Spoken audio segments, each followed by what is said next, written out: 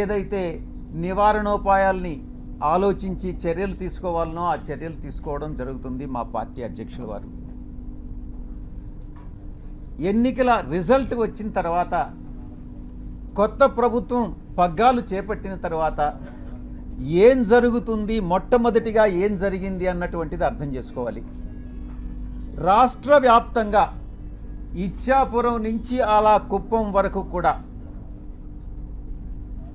175 స్థానాల్లో 11 స్థానాలు మేము సంపాదించుకున్నప్పటికీ, ఓటమి పాలైనప్పటికీ ప్రజల తీర్పుకి కట్టుబడి మేము అధికారాన్ని దిగిపోయాం. వచ్చినటువంటి కొత్త ప్రభుత్వం ఆ యొక్క పార్టీ యొక్క గూండాలు కానీ, రౌడీ ఎలిమెంట్స్ కానీ, ఆ పార్టీ యొక్క కార్యకర్తలు కానీ ఎలా దౌర్జన్యాలు చేస్తూ ప్రతి ఒక్కరిని, వైఎస్ఆర్ కాంగ్రెస్ పార్టీకి సపోర్ట్ చేసినటువంటి ప్రతి ఒక్కరిని ఇబ్బందులకు గురి చేస్తూ, తీవ్రంగా కొడుతూ, కుటుంబాలను నాశనం చేస్తూ, రేపులు చేస్తూ, ఈ రకమైనటువంటి అకృత్యాలకి చట్టం అనే దాన్ని పరిగణలోకి తీసుకోకుండా పోలీసులు ఏం చేస్తారులే, మాకు అధికార పార్టీ యొక్క సపోర్ట్ ఉంది అన్నటువంటి ఒకే ఒక కారణంతో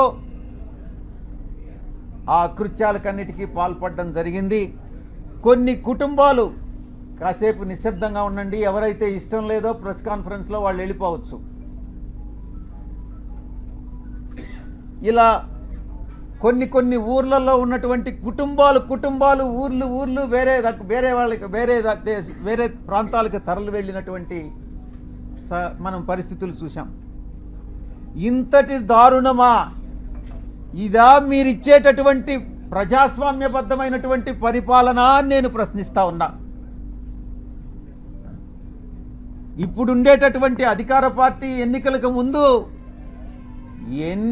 ఎన్ని రకాలైనటువంటి హామీలు ఇచ్చింది ఒక్కసారి ఆలోచించుకోండి.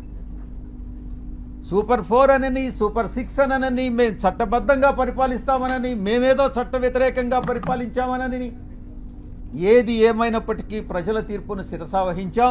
ప్రజలందరూ కూడా గమనిస్తూ ఉన్నారు.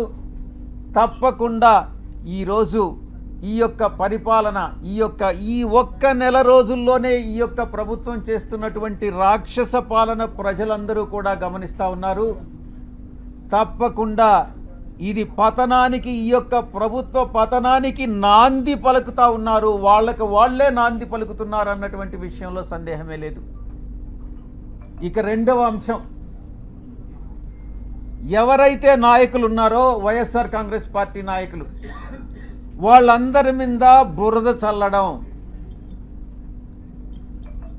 ఆ బురద చల్లడంలో కూడా ఒక క్రమంలో, ఒక క్రమబద్ధంగా, అన్ని వాళ్లకున్నటువంటి వసతులన్నింటినీ ఉపయోగించుకొని బురద చల్లేటటువంటి కార్యక్రమం, ఆరోపణలు, నిరాధారమైనటువంటి ఆరోపణలు చేసేటటువంటి కార్యక్రమం చేపడతా ఉన్నారు. ఇదంతా పద్ధతి ప్రకారమే జరుగుతూ ఉంది. నేను ఒక్కటే చెప్తా ఉన్నా, ఎవరైతే ఈ నిరాధారమైన ఆరోపణలు చేశారో, ఎవరైతే నా పేరు ప్రతిష్టలు దెబ్బతీసేదానికి ప్రయత్నించారో, వాళ్ళు ఎంత పెద్దవాళ్ళైనా, ఏ పార్టీకి చెందినటువంటి వాళ్ళైనా, అది మా పార్టీలో వాళ్ళైనా కావచ్చు, అధికార పార్టీకి సంబంధించినటువంటి వాళ్ళైనా కావచ్చు, వదిలే ప్రసక్తే లేదు అని నేను ఘంటాపదంగా చెప్తా ఉన్నా. ఇక ఎవరైతే ఈరోజు ఇంకొక విషయం కూడా చెప్పాలి మీకు. ఎవరో ఒక వ్యక్తి, ఇద్దరు మోటార్ సైకిల్ మీద నిన్న విజయవాడకి మా ఇంటికి వచ్చారట. ఆ ఫోటో కూడా వీడియోలో రికార్డ్ అయింది. వీడెవరో తెలుగుదేశం పార్టీకి చెందినటువంటి ఒక లేడీ, ఒక పురుషుడు.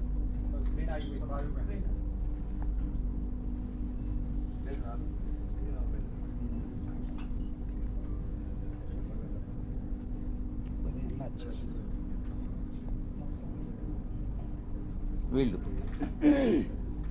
నేను ఒక్కటే చెప్తా ఉన్నా, వీడెవడో నాకు తెలీదు. వాడు ధైర్యంగా వచ్చి విజయసాయిరెడ్డి వాడు ఉండాడా ఇక్కడ, పారిపోయాడా అని అన్నాడంట. ఎక్కడికి పారిపోయాడు అని అన్నాడంట. వాడెవడో నాకు తెలీదు. వీడు డెఫినెట్గా తెలుగుదేశం గుండా అయి ఉంటాడు. ఆ గుండా వెనుక ఒక అమ్మాయిని కూడా తీసుకొచ్చాడు. నేను ఒక్కటే చెప్తా ఉన్నా, ఎవరైనా కూడా, నేను ఈరోజు ఇక్కడ వచ్చాను, నాకేం సెక్యూరిటీ లేదే, ఏ ఒక్క పోలీసు నా దగ్గరికి రాలేదే, నాకు పర్సనల్ సెక్యూరిటీ కూడా లేదే, నేను ధైర్యంగా వచ్చా. వీడెవడో టైం చెప్పి నువ్వు ఫలాని దగ్గరికి రా అని చెప్తే ధైర్యంగా నేను ఒక్కడనే వెళ్తా.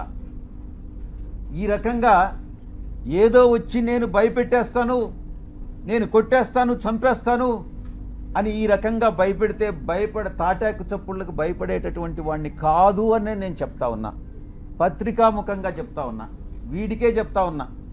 నువ్వు టైం చెప్పరా, నేను వస్తా, లేదా నువ్వు మా ఇంటికి వచ్చి వాడు విజయసాయిరెడ్డి గారు ఎక్కడ అన్నావు కదా, నువ్వే చెప్పు, మీ ఇంటి అడ్రస్ చెప్పు, నేను వస్తా, చూసుకుందామని అన్నటువంటి విషయాన్ని నేను చెప్తా ఉన్నాను. నేను దీన్ని బట్టి ఒకటే అర్థం చేసుకోవాలి,